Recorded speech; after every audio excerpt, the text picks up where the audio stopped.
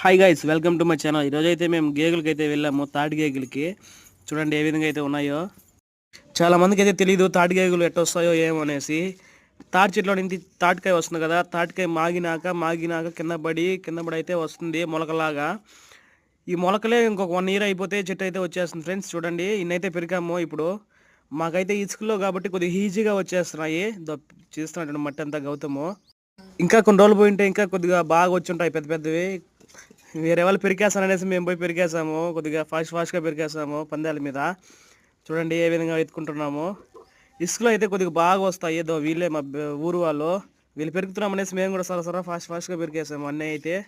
మేమైతే దగ్గర 100 దాకా అయితే పెరికాము. చూడండి ఏదో ఇప్పుడైతే పెరుగుతున్నాం చూడండి.